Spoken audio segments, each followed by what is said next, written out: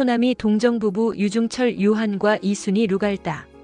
유중철 세례자 요한은 유한검의 장남으로 완주군 이서면 초남이에서 태어났다. 요한의 집안에서 천주교 신앙을 받아들이게 된 것은 한국 천주교회가 창설된 직후에 유한검 아우구스티노가 경기도 양근에 살던 인척인 권일신 프란치스코 하비에르에게 교리를 배워 입교하면서였다. 이후 부친은 가족과 친지들에게 널리 교리를 전하였고 그의 집은 전라도 신앙 공동체의 중심지가 되었다. 유중철 요한은 16세가 되던 1795년 주문모 야고보 신부가 초남이 마을을 방문하였을 때 첫 영성체를 하였다. 그뿐만 아니라 이때 동정 생활을 하겠다는 자신의 결심을 주 야고보 신부와 부친 앞에서 털어놓았다. 이순이 루갈다는 태종 이방원과 효빈 김씨의 아들 경련군의 후손으로 아버지 이유나 마테오와 어머니 권씨 부인 사이에 한양에서 태어났다. 그의 선대에 지봉 이수광이 있고 이유나는 성호 이익의 외손자이다. 신유박해 때 서소문에서 순교한 이경도 가롤로가 오빠이고 1827년 정해박해 때 전주옥에서 순교한 이경원 바오로는 동생이며 이들 3남매가 모두 복자품에 올랐다. 이유나는 초기 교회의 주역으로 활동하였으며 어머니는 권철신 권일신의 누이였으니 루갈다는 어렸을 때부터 신앙을 접하게 되었다. 유중철과 이순이는 열심히 신앙생활을 하였던 부모들로부터 믿음을 가지게 되었다. 또래의 아이들이 소학을 읽을 나이에 천주교 서적을 읽으며 자랐으니 이들이야말로 하느님을 향해 온 존재를 내어 맡긴 삶을 어려서부터 준비하고 있었다. 이 루갈다는 천성적으로 열정적인 마음과 굳센 의지를 지녔으며 육체적으로나 정신적으로 아름다운 자질을 타고났다. 이들의 교회 활동은 달리 알려진 것이 없다. 하지만 동정부부의 삶을 통해 보여준 주님에 대한 사랑은 다불리 주교의 말처럼 전 조선 순교자 중 우뚝 솟은 하나의 진주처럼 영롱하였기에 이들의 삶은 이후의 신앙인들에게 좋은 표양을 남겼다. 루갈다가 옥중에서 쓴 편지글은 하나의 신심서로 필사되어 읽혀져 왔으며 이를 통해 우리는 그들의 삶을 확인할 수 있다. 1795년 4월 5일 서울에서 주문모 신부의 첫 미사가 봉헌되었다. 14살이었던 루갈다는 자신도 미사를 첨례하고 특히 성체를 영하고자 하는 열망에 가득 차 있었다. 하지만 나이가 어려 어른들은 그의 소망이 이루어지지 못할 것이라고 하였다. 그러나 4일 동안 방 안에서 꼼짝 않고 첫 영성체를 준비하였고 주문모 신부는 그가 성사를 받을 자격이 있다고 판단하였다.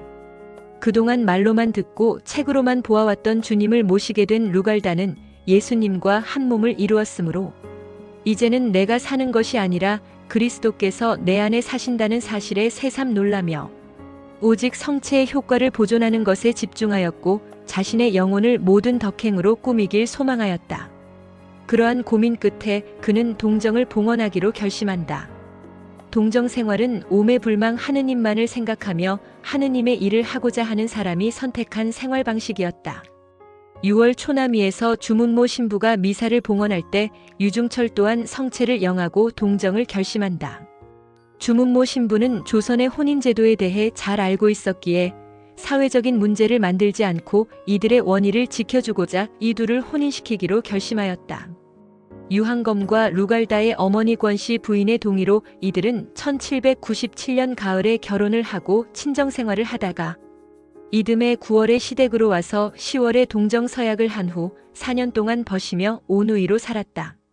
하느님께서는 이들의 삶을 온전히 주님께 봉헌될 수 있는 은총을 허락하셨다. 우리 두 사람은 동정을 지키기로 맹세하고 4년을 온우이처럼 지냈습니다. 그런 중에 육체적인 유혹을 근 10여 차례 받아 하마터면 동정서약을 깰 뻔했어요.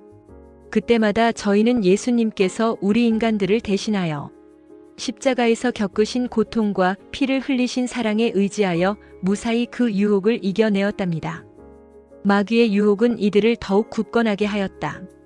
더 강한 유혹이 몰려와도 믿음이 쇠와 돌과 같이 단단해졌고 믿고 사랑하는 마음은 태산처럼 흔들리지 않게 되었다.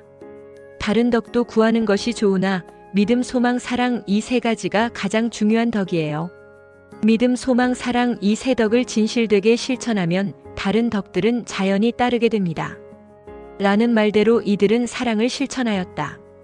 선행을 할 수 있는 기회라면 작은 선행이라도 소홀히 하지 마시고 오로지 주님의 도우심에 의지하며 착하게 살아 복되게 죽기로 마음먹도록 하셔요 라고 언니들에게 권고하였다. 이는 자기의 존재와 착한 모범으로 자기 집뿐 아니라 온 이웃에게 향기를 풍긴 삶에서 나온 것이다. 신유박해가 일어나고 3월에 유한검이 체포되고 이어서 유중철 또한 체포되었다. 루갈다는 시동생 유문석을 통해 옥바라지를 하면서 오직 그이가 주님을 배반하게 될까봐 밤낮으로 근심하면서 그이와 함께 죽기를 눈물로써 빌었다. 9월 15일에 유한검과 유관검의 가족들이 연좌에 의해 체포되었다. 루갈다는 감옥에 끌려가며 혹시라도 유중철을 볼 수 있을까 희망하였지만 그러한 기회는 제공되지 않았다. 10월 9일에 유문석을 유중철과 함께 가둔다고 데려가기에 그 편에 그동안 간직했던 말을 전하였다. 저와 한나란 씨에 같이 죽자 하더라고 요한에게 전해주셔요. 얼마 뒤 두 형제는 전주옥에서 교수형으로 순교하였다. 그의 나이 22살이었다. 요한의 옷 속에 루갈다에게 보내는 편지가 발견되었다. 누이여 하늘나라에 가서 다시 만납시다. 루갈다는 요한에게 순교의 은총을 허락하신 하느님께 감사를 드렸다. 그리고 자신에게도 순교의 은총을 허락해 주시도록 기도하였다. 누우나 앉으나 구하고 바라는 것은 순교의 은혜였습니다. 루갈다에게 내려진 형벌은 평안도 벽동군 관비로 끌려가는 것이었다. 루갈다는 관장에게 말하였다. 우리들은 주님을 공경하니 국법에 죽이도록 되어 있는 대로 주님을 위하여 죽겠습니다. 나라의 봉급을 먹으면서 임금님의 명령에 순종하지 않으신다 라고 하며 따지지만 유배형에 처해졌다. 하지만 100여리쯤 갔다가 다시 잡혀오게 되었다. 이야말로 다시 더할 나위 없이 극진한 주님의 은총이었다. 다블리 주교는 이렇게 적었다. 관청노비라 함은 하늘 아래 가장 천하고 가장 낮은 신분이다. 그 여자들은 기생들보다 더 낮은 신분이며 말뜻 그대로 관직이 높거나 낮거나 관하 소속 관리는 누구나 취할 수 있는 여자들이다. 정숙한 여인에게 죽음보다 더 혹독한 이 형벌은 영원한 치욕이다 라고 했다. 1801년 거제도로 유배된 유한검의 둘째 딸 유섬이 역시 그가 71세로 죽을 때까지 자기 몸을 지키고 불행한 미래를 막기 위해 무서운 고행 생활을 했다. 루갈다는 천주교인이라는 이유로 신문받고 고문을 받는다. 정강이에서 살이 터지고 피가 흘러도 얼마 안 되어 아픔이 그쳤으니 은총 위에 또 은총을 받은 것이었다. 이 세상에서는 다시 돌아보아도 마음 둘 데가 없어 생각하는 것은 오직 주님이며 제 마음이 향하는 곳은 하늘나라뿐입니다. 1801년 12월 22일 형조에서 루갈다와 가족들에 대한 판결이 내려졌다. 죄인 신이, 이유키, 이순이, 유중성은 모두 사교에 깊이 빠져 형벌에 따라 죽는 것을 달갑게 여긴다고 공초를 바쳤으므로 여서를 선전하는 것으로 최종 사형 판결문을 내렸습니다 하였다. 1801년 12월 28일 이들은 군인들의 연무장이 있는 숲정이로 끌려갔다.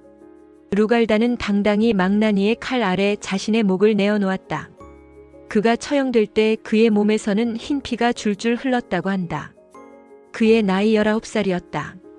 이들의 유해는 유한검과 함께 바우베기에 안장되었다가 1914년 4월 19일 전주본당 보둔의 신부와 신자들인 치명자산에 옮겨 모셨다. 유중철, 유한과 이순이, 루갈다는 대전교구에서 열린 제6회 아시아 청년대회에 참석하고자 한국을 사목 방문한 교황 프란치스코에 의해 2014년 8월 16일 서울 광화문 광장에서 동료 순교자 123위와 함께 시복되었다. 영원한 신앙과 사랑으로 하느님께 자신을 온전히 드린 부부 순교 복자 유중철, 유한과 이순이, 루갈다 부부의 삶을 기억합니다. 오늘도 한국의 성지와 순교자 채널과 함께 해주시고 시청해주셔서 감사합니다.